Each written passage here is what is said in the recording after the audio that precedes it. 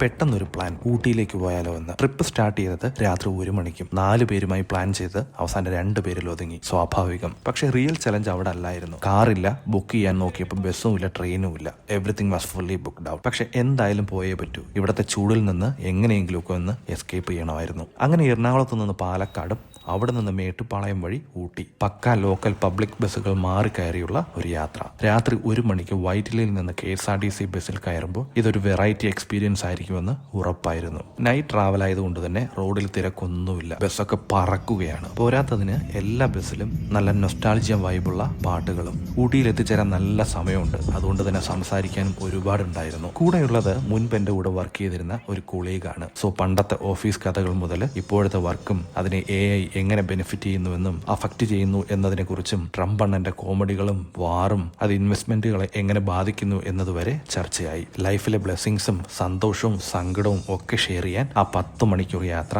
ശരിക്കും ഒരു ഇൻവെസ്റ്റ്മെന്റ് ആയിരുന്നു. ഇടയ്ക്ക് ബസ് മാറി കയറുമ്പോഴൊക്കെ ചൂട് ചായ കുടിച്ചുള്ള ആ ഒരു പോക്കിന് ഒരു പ്രത്യേക സുഖം തന്നെയാണ്. സത്യം പറഞ്ഞാല് ഈ ഒരു ട്രിപ്പ് കണ്ണ് തുറപ്പിക്കുന്ന ഒന്നായിരുന്നു. നമ്മൾ യൂഷ്വലി ഇത്തരം യാത്രകൾക്ക് ചിലവാക്കുന്ന ക്യാഷിന്റെ 4/1 പോലും ആയില്ല എന്നതാണ് റിയാലിറ്റി. അതിനെക്കുറിച്ചുള്ള ബഡ്ജറ്റ് ഡീറ്റെയിൽസും ബാക്കി എക്സ്പീരിയൻസും ഒക്കെ വരുന്ന വീഡിയോകളിൽ പറയാവേ. Stay tuned.